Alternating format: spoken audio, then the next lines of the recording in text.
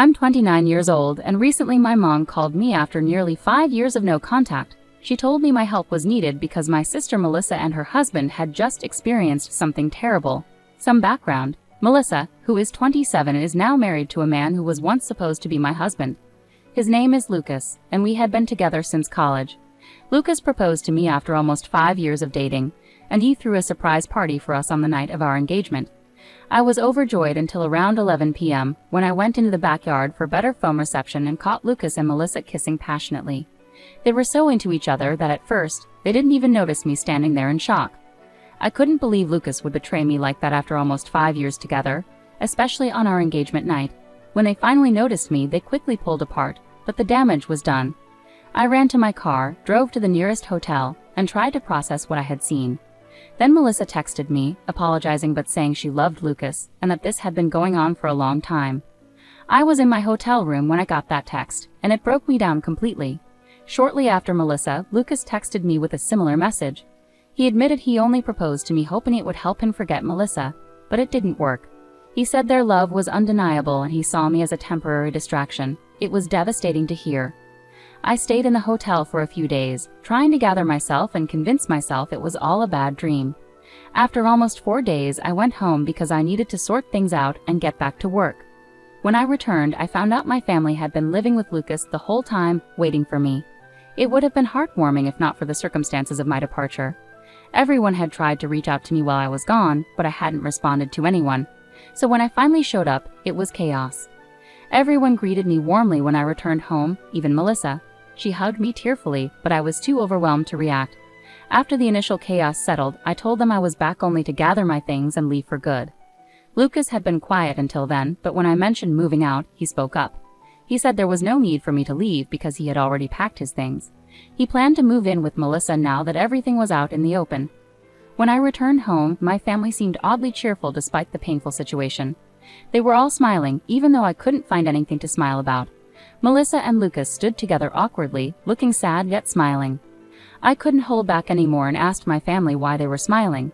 To me, Melissa had just ruined my engagement and taken away my boyfriend of nearly 5 years. There was nothing funny or sweet about it.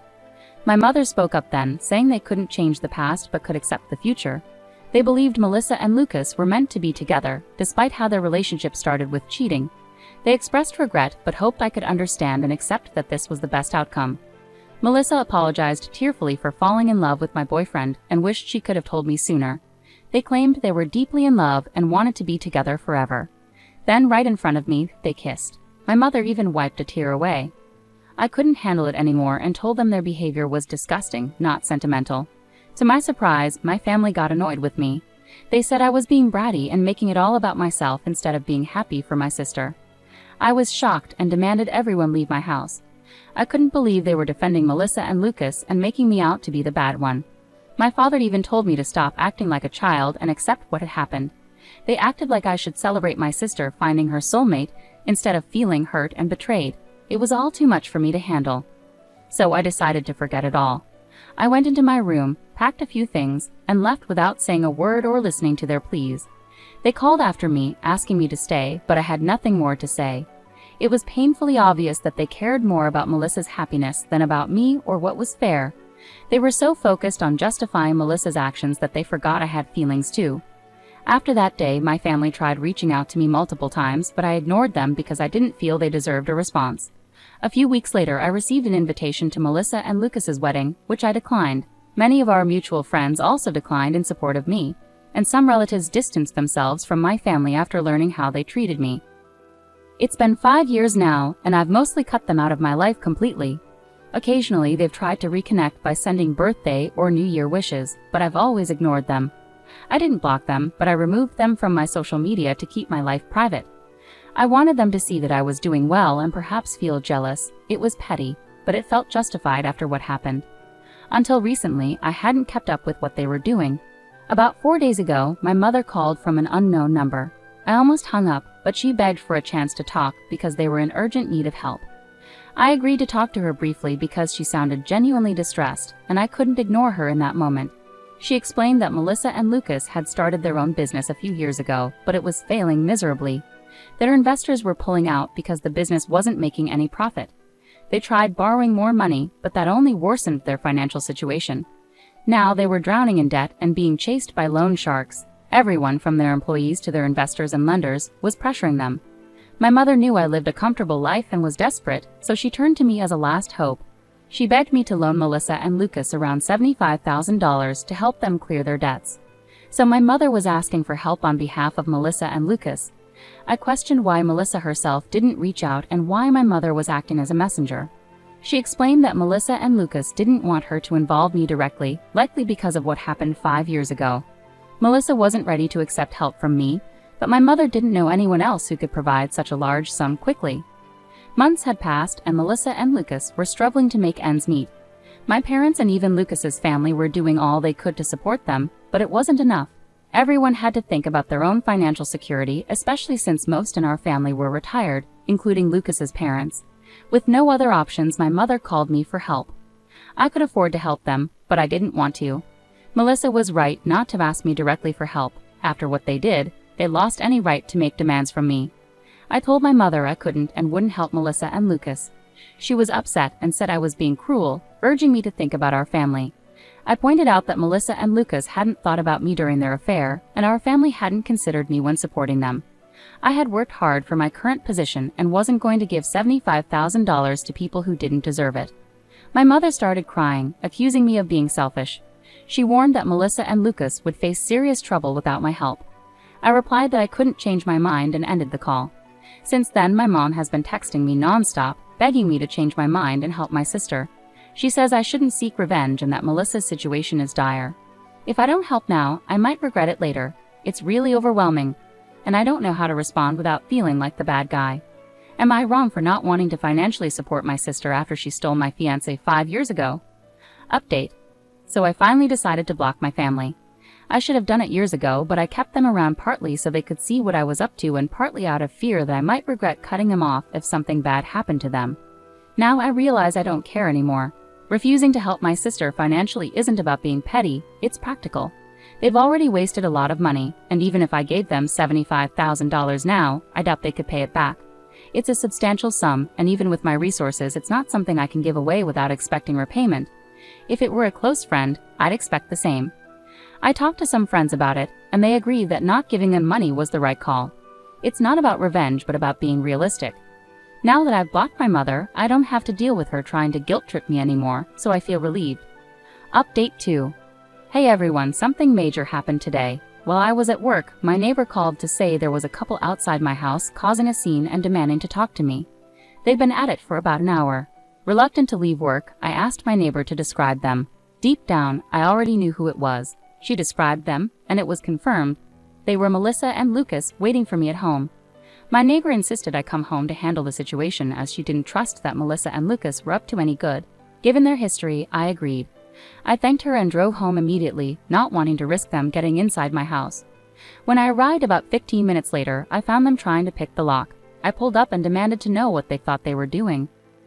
I attempted to call the police, but Lucas quickly knocked the phone out of my hand. Melissa approached and claimed they just wanted to talk and weren't there to take anything, at least not at that moment. I told them to speak quickly and made it clear they wouldn't be coming inside. They agreed to talk in the yard, which was a relief since inviting them in didn't seem safe given their apparent hostility. I told them to make it quick and that they shouldn't expect me to invite them inside. They agreed to talk in the yard, which was a relief given their hostility. Melissa began by saying my mother had informed her about our phone call and how I had ignored their texts and blocked them all. She accused me of being unfair, saying it had been 5 years and I should be over it by now. She claimed I was acting out for attention and said she felt insulted by my refusal to help them. That's why she was there to talk. Melissa explained that she had managed to get the money for now by selling their house and jewelry, but there was a strong chance she might need more in the future. She wanted to ensure she could rely on me for help if needed. I told her that no, she couldn't count on me for anything because I hated her and her husband with a passion. I was so angry that I said it was taking a lot of restraint not to hit her, so they should leave. Lucas then demanded I sign a document promising to give them money in the future. I told them they were insane if they thought they could manipulate me into signing anything under pressure. I demanded they get out, but Melissa pushed me and said I owed them because they were family. I was shocked and nearly slapped her but controlled myself, knowing violence would only make things worse. Instead, I grabbed my phone from the ground, got into my car, and drove off quickly. Since I had left the engine running, it didn't take long to get a head start. They didn't chase me on foot but stayed at my house, which was unfortunate. As soon as I was a safe distance away, I called the police and explained the situation. I then drove back home, arriving just before the police did. Within 20 minutes, I told them everything, and they arrested Melissa and Lucas. I knew the charges weren't severe, so they'd probably get off easily, but at least they were taken away, and I didn't have to deal with them anymore. It's been a few hours and I haven't heard from anyone in my family. I expected at least one of them to try contacting me from a different number, but they haven't. Maybe they've given up on trying to get under my skin, or they're waiting for things to calm down before reaching out again. Either way, it's been strangely quiet. Update 3. Hi everyone. So the last update was about a week ago. I had started to believe that my family would leave me alone after I called the cops on Melissa and Lucas, but I was wrong. This time, it was my parents who showed up at my house, asking to speak to me. This happened yesterday, and they seemed a lot less arrogant than Melissa and Lucas, so I let them in. As soon as my mother entered the house, she started crying and apologized for taking Melissa's side over mine. My father explained that after they learned about Melissa and Lucas getting arrested and physically pushing me, they couldn't look at them the same way and decided to cut them off. My mother continued to cry while my father admitted they were wrong for siding with Melissa in the past when I was the real victim. I told them that while I appreciated their apology and them finally coming to their senses, it was too little, too late. I was now used to living my life on my own terms and didn't want to go back to putting my family before myself. So even though I appreciated their visit and apology, I couldn't promise to work on our relationship. I felt there was no point in trying to salvage something that was already ruined, even if it was with my parents. They tried to convince me that we could fix things if we wanted to, but that was the problem. I didn't want to anymore. I just wanted to be by myself. I told them I respected their efforts, but I was done. They seemed a bit disappointed, but eventually they left and asked if I could at least unblock them so we could keep in touch. I have unblocked my parents, which feels weird, but that's it.